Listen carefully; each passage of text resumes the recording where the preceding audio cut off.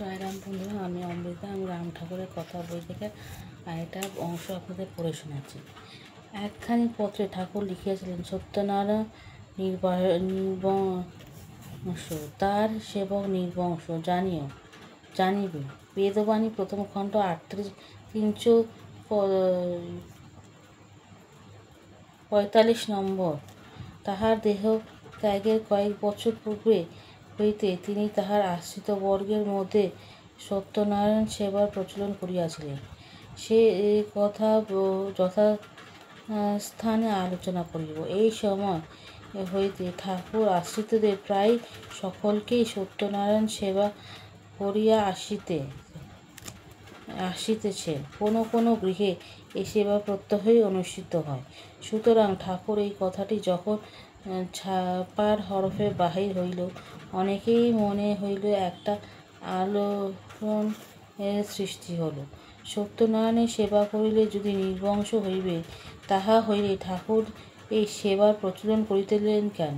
এই কথাটি লইয়া অনেকেই আমার নিকট আসিয়াছিলেন এবং বিষয় জানিয়া কয়েকখানি পত্রও পাঠিয়াছিলেন। কিন্তু সমস্যাটা জটিল নহে। নির্বংশ কথাটি উপরোক্ত সর্বনাশ কথাটির মতোই বুঝিতে হইবে। এই নির্বংশ কথাটি সম্পর্কে ঠাকুরের যখন যখন রক্তবীজের কাহিনীর উল্লেখ করিতেন, অমিততেজা রক্তবীজ দৈত্যরাজ শুম্ভের সেনাপতি। রক্তবীজের বিশেষত্ব ছিল এই যে, তাহার শরীর হইতে ভূমিতে রক্তের বিন্দু পতিত হইলে পৃথিবী হইতে সর্বপ্রকারে তাহার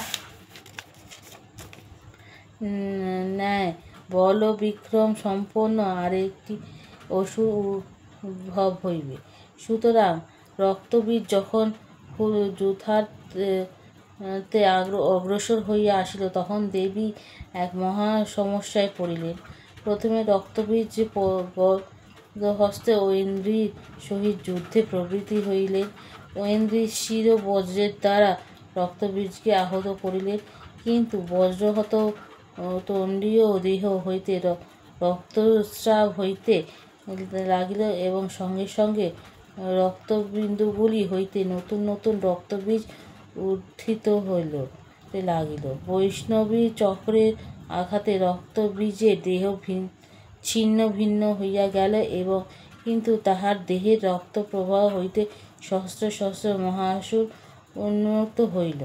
শেষে এমন অবস্থা হইল যে, রক্তবীজের রক্তসম্ভূত এই সকল মহাসুরের জগৎ পরিব্যাপ্ত হইয়া গেল। ইত্যাদি দেবগণ অত্যন্ত আতঙ্কিত হইয়া পড়িলেন। অবস্থা যখন এইরূপ ভয়াবহ হইয়া দাঁড়াইল, তখন দেবী চামুণ্ডাকে তাহার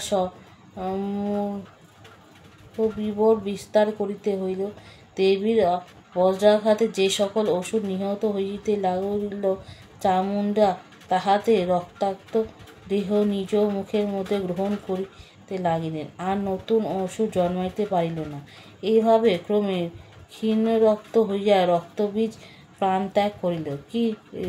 ঠাকুর বলিতেন যে, রক্তবীজ হইল বাসনার প্রতীক। বাসনা হইতেই বাসনার সৃষ্টি। এই বাসনা পরস্পর কিছুতেই নিবৃত্ত হইতে চাহে না। কিন্তু চামুণ্ডা যেমন রক্তবীজকে এক বিন্দু রক্ত মাটিতে পড়িতে দেয় নাই, শূন্যে নিজেই মুখের মধ্যে তাহা গ্রহণ করিয়াছিলেন, রক্তবীজের জড়ও মারিয়া দিলেন।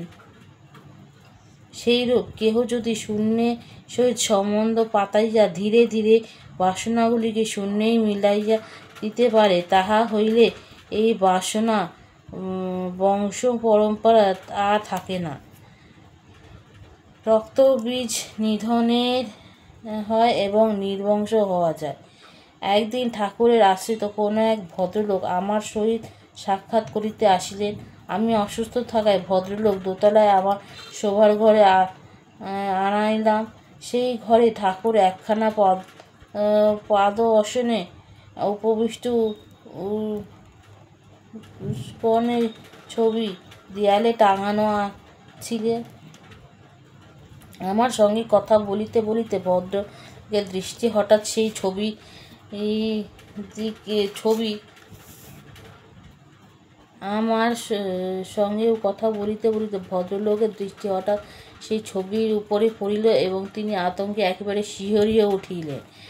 ভীতিবিহ্বল কণ্ঠে আমাকে বলিলেন, আপনি করেছেন কি? এই ছবি ঘরে রাখিয়াছেন, শীঘ্রই সরাইয়া ফেলুন। আমি অতিমাত্রায় বিস্মিত হইয়া তাহাকে জিজ্ঞাসা করিলাম, কেন, কি হইয়াছে? ভদ্রলোক বলিলেন, তিনি সকর্ণে ঠাকুরকে বলিতে শুনিয়াছিলেন যে এই ছবি ঘরে রাখিলে সে নির্বংশ হইয়া যাইবে। ছবিটি সরাইয়া ফেলিতে তিনি পুনরায় আমাকে সন্নিধিকরণ অনুরোধ জানাইলেন। তাহার এই ব্যগ্রতা দেখে আমি বেশ একটু কৌতুক অনুভব করিতেছিলাম, কিন্তু মনে ভাব চাপিয়া রাখিয়া তাহাকে জিজ্ঞাসা করিলেন, নির্বংশ শব্দটি আপনি কি বুঝলেন? তিনি বলিলেন, নির্বংশ মানে নির্বংশ, উহার আবার বুঝাবুঝি কি আছে?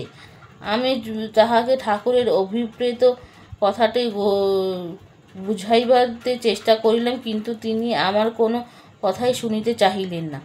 অত্যন্ত তাড়াতাড়িতে বিদায় লইয়া চলিয়া গেলেন। এই ছবিখানা লইয়া এই প্রকার বাদানুবাদ আমাকে অনেকের সঙ্গে করিতে হইয়াছে।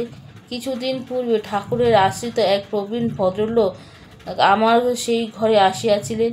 তিনি ওই ছবিখানা দেখিয়া অতিমাত্রায় বিস্মিত হইয়াছিলেন। আমাকে জানাইলেন যে এই ছবিখানা তাহার ঘরেও ছিল এবং ঠাকুর নাকি ছবিখানা দেখিয়া তাহাকে বলিয়াছিলেন যে এটি শ্মশানের ছবি। ঠাকুরের কথাটি শুনিয়া তাহার মনে ভীতি সঞ্চার হইল। ছবিখানা ঘরে রাখিলে বুঝি তাহা গৃহেই শ্মশান হইয়া যাইবে। এই ভয়ে ঠাকুরের অনুমতি লইয়া ছবিখানা গঙ্গায় ভাসাইয়া দিয়া আসিলেন। ভদ্রলোক নিতান্ত সরলভাবেই কথাটা আমাকে বলিলেন। আমি তাহাকে বলিলাম যে ঠাকুরের কথাটা তিনি ঠিকই বলিতে পারিলেন না। সর্বনাশ ও নির্বংশ কথাটা দুইটি মত। এই শ্মশান শব্দটিকে বাসনার